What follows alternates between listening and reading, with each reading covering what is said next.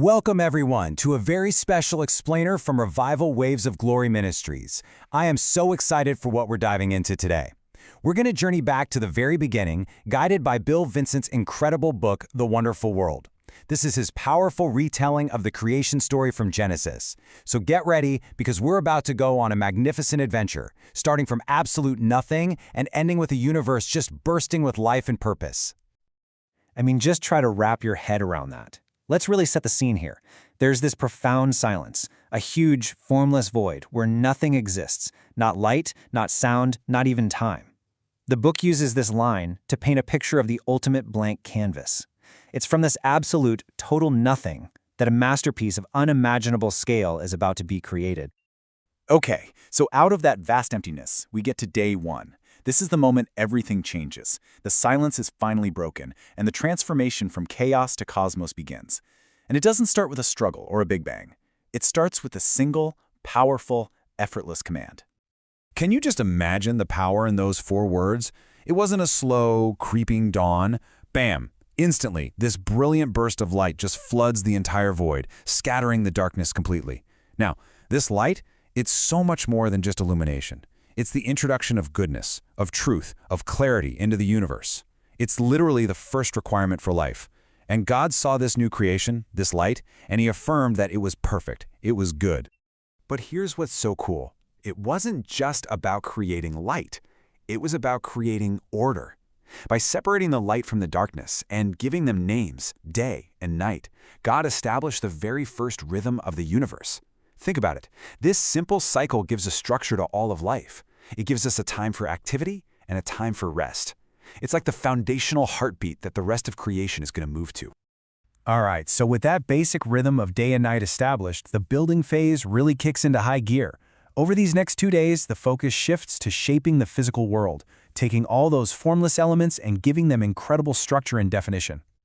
On the second day, all that divine attention turns to the huge expanse of water that was covering everything. And with another command, this incredible space is created, what we call the sky. The book explains it as this amazing act of separation. You've got the waters above, which, will become our clouds and rain, and they're divided from the waters below, our future oceans and lakes.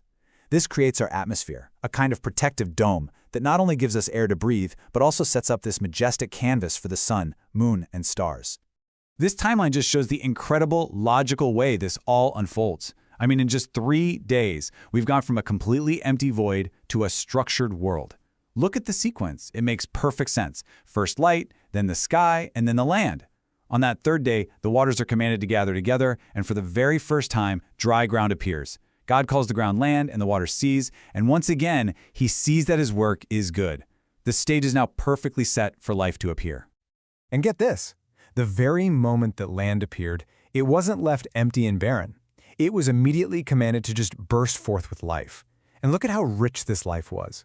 We're talking plants for food, trees bearing fruit with seeds for future generations, vibrant flowers, and lush green grasses. The world is instantly transformed into this beautiful, self-sustaining garden, totally ready to support all the creatures that would soon call it home.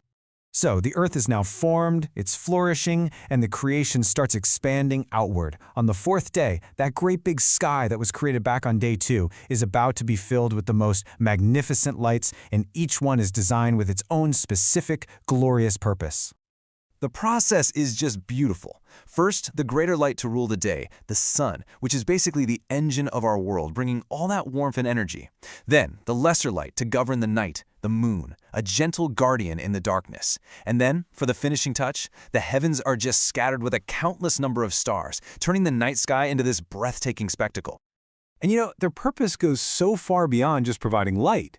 The sun literally drives life itself. The moon adds beauty and governs the tides. And the stars? They were set in the sky as signs, a kind of celestial clock and calendar to help us mark sacred times and measure our days and years.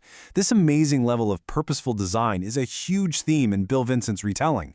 For more wonderful insights just like this, you can explore his work at revivalwavesofgloryministries.com. Okay, the world is perfectly formed, it's lit, it's ordered. And now it's time for the grand crescendo. These next 2 days are going to witness an absolute explosion of life, as the seas, the skies, and the land become home to this incredible, diverse array of living, breathing creatures. So, on the 5th day, the command goes out for the waters to just teem with living creatures, and for birds to fill the skies. And instantly, the silent oceans just come alive with everything from the smallest fish to the most majestic whales. And at the very same time, the air is filled with the songs and flight of every kind of bird. And right here, God gives his very first blessing to living things, telling them to be fruitful and multiply, to fill the earth with sound and motion. Day 6 reveals a really fascinating progression. First, God fills the land with all kinds of animals, livestock, wild beasts, all the creatures that crawl on the ground. But then comes the absolute pinnacle of creation, humankind. And the distinction here is profound. Humans are not just made according to their kind, they are uniquely created in the very image and likeness of God. This points to a special capacity for reason, for creativity, for relationship, and for purpose. This quote, it captures both a blessing and a commission given to the first man, Adam, and the first woman, Eve. They are told to fill the earth, but also to subdue it, and to rule over every living thing. Now, this isn't a license to exploit the world. No way. It's a call to be loving stewards, a sacred trust to care for and protect the creation, just as the Creator himself does. So, after 6 days of just breathtaking creative work, the universe is complete. It's finished, it's perfect. But the story isn't quite over. This final day introduces a holy pattern for our lives, and humanity is placed in the perfect home to begin their journey. On the 7th day, God rests. And the book makes a really important point here. This isn't because God was tired. It's to set a powerful and eternal example for us. He blesses this day and declares it holy, establishing this rhythm of work and rest. It's a divine model for us, teaching us how important it is to pause, to reflect, to appreciate, and to connect with our Creator. It's truly a gift of peace and balance. And humanity's very first home, it was a place specially prepared just for them, the Garden of Eden. The book describes it as a true paradise, a place of just breathtaking beauty, of total peace, where all of creation lived in perfect harmony. It was a place where Adam and Eve could literally walk and talk with their Creator in perfect fellowship. Now, right in the center of this perfect garden stood 2 very special trees. The tree of life was a symbol of God's sustaining blessing and eternal fellowship. But the second tree, the tree of the knowledge of good and evil, well, that represented a choice. It came with the one and only prohibition in this world of freedom, a test of trust and obedience. It was the choice between a life sustained by God or a life defined by self.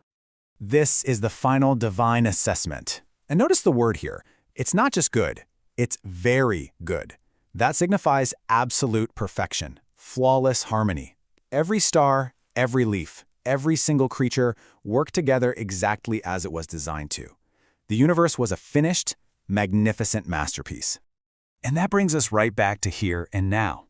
Why does this ancient story still resonate so powerfully today? Well, because it's not just a story about where we came from, it's a story that defines our place in the world. That responsibility of stewardship, that job given to us in that perfect garden, has been passed down through all the generations. It's a timeless reminder that we are not just residents on this planet, we are its appointed caretakers. And so we'll wrap up with this profound question from the book. It's a personal call to action for every single one of us. When we really reflect on the beauty, the order, and the sheer intentionality of creation, it should inspire us to cherish it and to protect it. So in our own lives, with our actions both big and small, how can we honor the incredible gift of this wonderful world? To explore more from Bill, Vincent, and Revival Waves of Glory Ministries, make sure you visit revivalwavesofgloryministries.com. Thank you so much for listening to the Deep Dive Podcast.